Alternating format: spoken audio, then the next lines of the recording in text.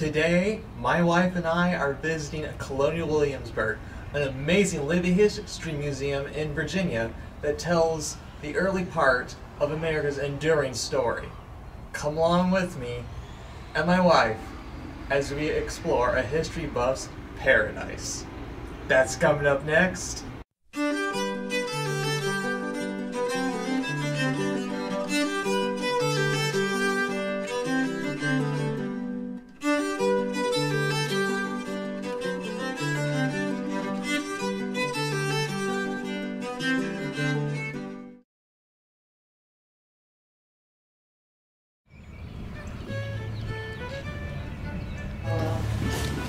And then some of these are overdyed, like for instance, this one is indigo overdyed in cochineal, or the yellow that's overdyed, or the indigo, the blue to get the green.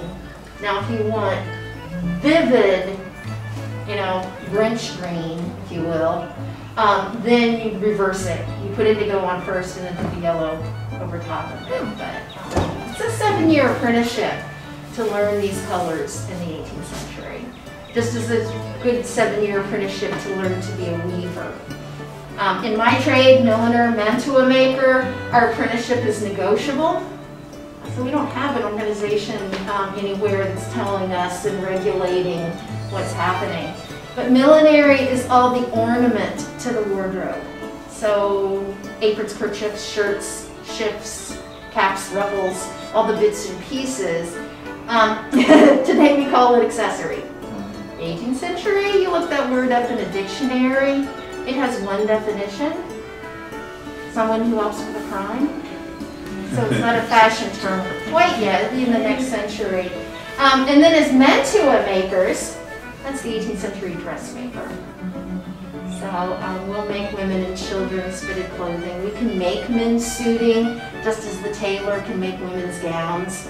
But you as customers rarely ask us to cross over our construction or technology lines. Tailors take measurements, make a pattern.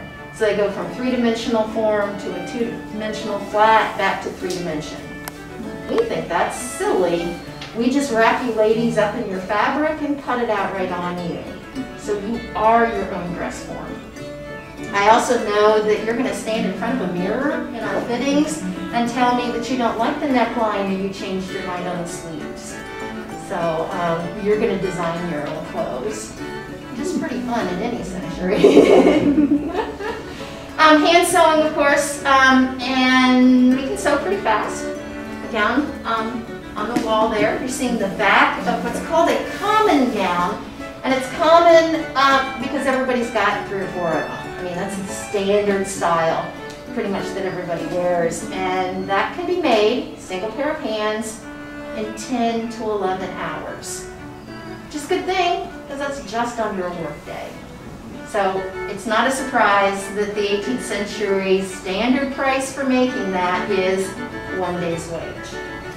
If it takes me 2 days, you're still paying me 1 day's wage. So the cost of clothing is not in the making, it's in the fabric that you've chosen. And it can be a sizable investment if you're putting all that money into just one outfit. But we look at it as the very expensive fabric is going to be updated. So you'll bring it back to us for another shilling or two. We'll take it apart and reconstruct it into something else. It'll be made over for somebody else in the family. Eventually, Great Aunt Agatha, wills it to you. It doesn't expect you to wear that dress in the 1730s style, but the fabric's still great, so it can be updated and worn. And of course, always re-dyed to the fashionable color of the season. And it is amazing when you're looking at records that some years in London, for instance, gentlemen's broadcloth, this fabric for suiting, the fashionable set is white, gray, black, and purple. The next year, orange and red, and then the next year, blue and pink, literally. So, even the long-lasting, durable fabrics, a constant change in color. And ladies' fashion is known to have changed 4 to 5 times in a single year. So we'll keep you up to date. Thank you. You're welcome. You're welcome. I had a question. Yes. Were the fashion ideas of the day primarily based on what was happening over in London and England, or were there some like American centers of, you know, fashion ideals? Like I know today, like New York City is big, Right. or things of that nature. Yeah. Was there anything stateside? And I know it was colonies to a state. Right. Not really.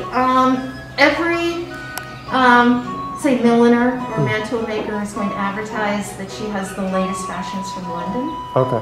Someone will even say, one of them here in Williamsburg said that she was friends with the Queen's mantua-maker and would have a letter or the fashions every 3 months. So we're copying London fashion. On the other hand, London is copying Paris in popular fashion, formal fashion.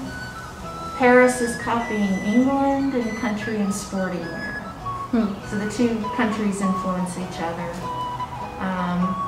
And so pretty much we're right up there with English fashion. Cool. Yeah, it Thank is.